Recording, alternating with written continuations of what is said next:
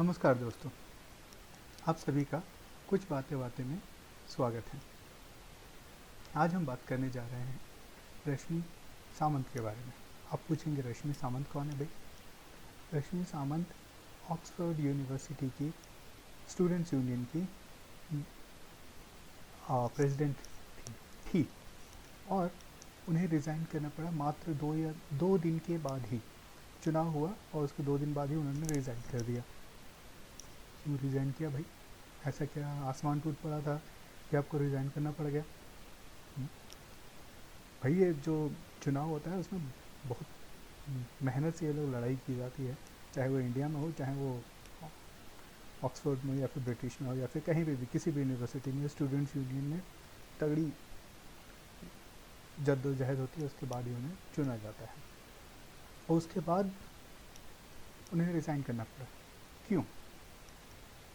इसका एक कारण ये है कि उन्हें जिस तरह से एक लिबरल जमात है वो हमारे इंडिया में भी है, वहाँ पे भी ऑक्सफोर्ड यूनिवर्सिटी में भी है, ठीक है, और उन्हें कहीं ना कहीं उन्हें हीन हम भारतीयों को दिखाया जाता है कि हम लोग जो भी हैं वो किसी XYZ के कारण है। और इस संदर्भ में ये दिखाया गया कि ब्रिटिशर्स के द्वारा हम लोग जो आज हैं, जिस स्थिति में हैं, जितनी भी हमने प्रगति की है वो उनके दया के कारण की गई है। और इसी चीज़ को रश्मि सामंत झुठला रही थी। और कहा जाता है ना, मगर में रहकर पानी में रहकर मगर से बैर नहीं करनी चाहिए, ठीक है। ये भी वही उसी तरह से है।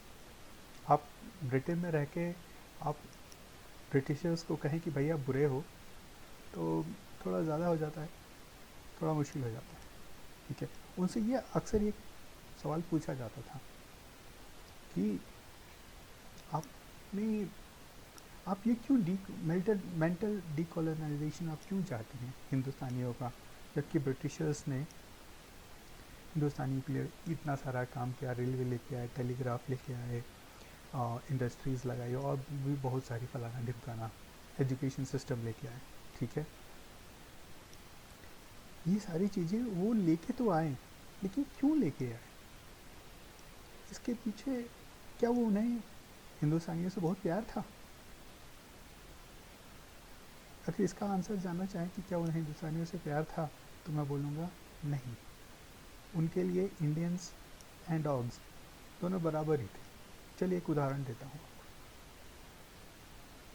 सेकेंड वर्ल्ड वॉर में 3 मिलियन इंडियंस, 3 मिलियन यानी कि 30 लाख हिंदुस्तानी जो है भूख से मर गए,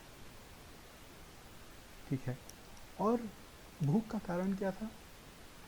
एक कारण ये था कि जो वो उस टाइम में जो वेस्ट बंगाल में जो फूड सप्लाईज जानी थी वो फूड सप्लाईज नहीं भेजी गई।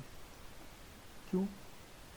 वो इसलिए कि उन्हें लग रहा था कि भाई नेताजी सुभाष चंद्र बोस जापानीज़ के साथ वहाँ तक पहुँच जाएंगे और अगर वो वहाँ पे आ गए तो उनको पूरी रसद मिल जाएगी, फूड सप्लाईज मिल जाएंगे और वो लोग अच्छे से वहाँ पे जम के बैठ जाएंगे, ठीक है। तो उन्होंने क्या कि भाई सोचा कि भाई ना जब वहाँ पे कुछ मिलेगा ही नहीं उनको तो वो क्या कर लेंगे, भूखे आएंगे, भूखे बेचारे और परेशान रहेंगे, ठीक है। उनकी ये सोच थी। कभी आप सोच सकते हैं कि किसी कोई ऐसा शासक या फिर कोई ऐसा रूलर इस टाइप का माइंडसेट रखे?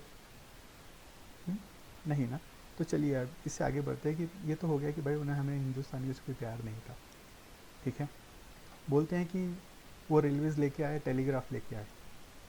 रेलवेज़ और टेलीग्राफ, रेलवे जो थी बहुत ही ज़रूरी चीज़ था उन्हें, जो उनका माल एक जगह से पोर्ट पे लेके जाना है, पोर्ट से लेके उन्हें डिफरेंट सिटीज़ तक लेके जाना है, डिफरेंट मार्केट्स तक लेके जाना है, उसके लिए उन्हें रेलवेज़ की ज़रूरत थी। रेलवेज़ उन्होंने इसलिए नहीं बनाया कि क्योंकि भाई भाई एक हिंदुस्तानी को बॉम्बे से कलकत्ता जाना है, उसके लिए नहीं था वो रेलवे।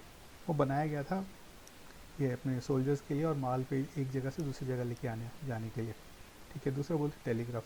टेलीग्राफ भी अगर कहीं पे आपको रूल करना है तो कम्युनिकेशन सिस्टम आपका तगड़ा रहना चाहिए, ठीक है। अगर एक चिट्ठी भेजते तो 10 दिन लगता है चिट्ठी को पहुंचने में, ठीक है। कम से कम अगर एक टेलीग्राफ है तो विद इन कुछ मिनटों में और कुछ ज़्यादा से ज़्यादा 1 घंटे में अगर एक बंदा के पास मिल गया है तो चलिए वो उसके लिए हो गया। फिर बोलते इंडस्ट्रीज़ लेके आए।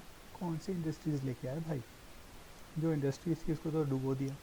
चलिए एक एग्जांपल देते हैं टेक्सटाइल का।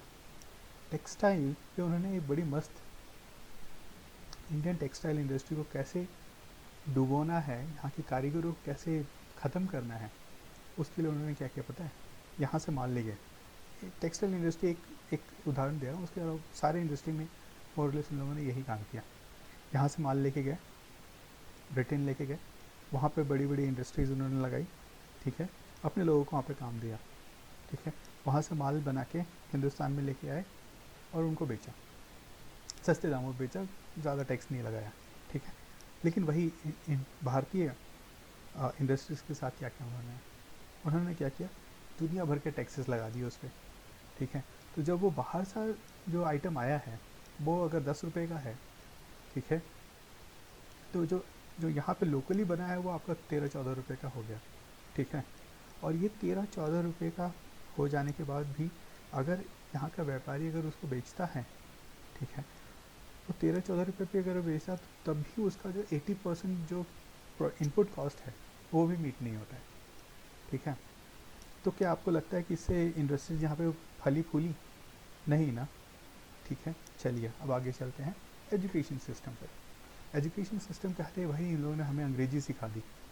भाई अंग्रेजी सिखा के कौन सा हम पे क्या बोलते हैं उपकार कर दिया? जापानीज़ है, चाइनीज़ है, रशियंस हैं,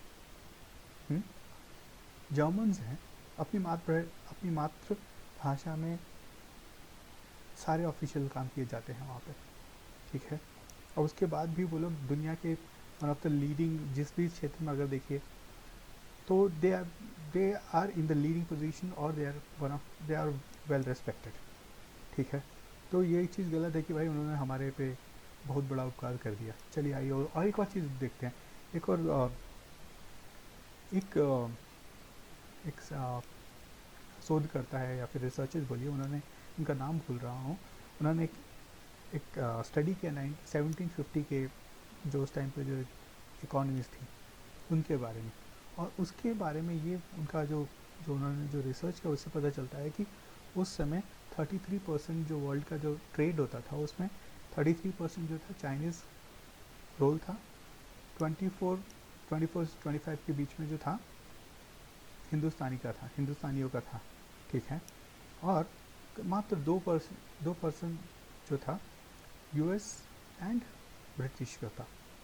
ये सिंपल मैथमेटिक्स है। और उस टाइम पे हम लोग भाई अपने जो भी अपनी लोकल लैंग्वेज में ही बात कर रहे थे, चाहे उस टाइम पे उर्दू हो, चाहे हिंदी हो, चाहे तमिल हो, चाहे जो भी है, उसी पे हम लोग बातें कर रहे थे, उसी पे थे, ठीक है। और आज क्या है हमारी स्थिति? तो ये भी कोई ऐसा नहीं है कि भाई उन्होंने अंग्रेजी हमको सिखा दी तो हम लोग बहुत बड़े तोप हो गए, ठीक है। तो ये जो कहना है, ये जो चूरन है ना कि उन्होंने हमें बहुत कुछ दिया, ठीक है, ये सत्य नहीं है। जितना दिया उससे ज़्यादा लूट के ले गए।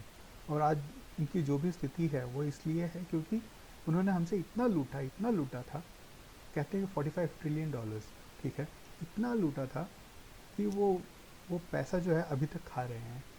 जो अभी आज भी जो उनकी जो इकॉनमी है वो इसलिए है क्योंकि उस लूट की वजह से है, ठीक है। तो ये लोगों को ये जो चूरन जो है ना बेचना बंद कर देना चाहिए कि भाई उन्होंने हमारे लिए बहुत काम किया, बहुत उपकार किए, हम उनके उपकारों के तरह दबे जा रहे हैं, मरे जा रहे हैं, ठीक है। और ये जो एक माइंडसेट है हमारे सिस्टम में, वो एक अंग्रेज़ बाबू बनाना चाहते थे, वो अंग्रेज़ बाबू बने, अभी भी हैं। हमें अभी भी सर्टिफिकेशन चाहिए वेस्टर्नर से कि हाँ हमने जो काम किया है बहुत अच्छा किया, हमने जो दवाई बनाई है वो सबसे अच्छी दवाई बनाई है। अगर वो कहेंगे तभी सबसे अच्छी दवाई होगी, नहीं तो नहीं होगी। तो इन चीज़ों को बदलने की ज़रूरत है। और एक और चीज़ है कि जिस रश्मि सावंत ने इस्तीफ़ा दे दिया, मुझे लगता है उन्हें नहीं देना चाहिए था। उन्हें जिस तरह से इन लोगों की मोटी चमड़ी है ना, उस तरह से हमें भी अपनी मोटी चमड़ी बनानी पड़ेगी, तभी इन लोगों से हम लड़ सकते हैं। नहीं तो वैसे ही रहेगा, वो हमें थोड़ा सा बोलेंगे और हम इतने सेंसिटिव है छुई में भी कि बस भाई बैक ट्रैक हो जाएंगे। ये चीज़ बदलनी है और ये हमें ही बदलना है। ठीक है दोस्तों, तो आप सभी ने सुना, बहुत बहुत धन्यवाद। अगर आपको अच्छा लगे तो प्लीज़ लाइक कीजिए, सब्सक्राइब कीजिए, शेयर कीजिए। धन्यवाद दोस्तों।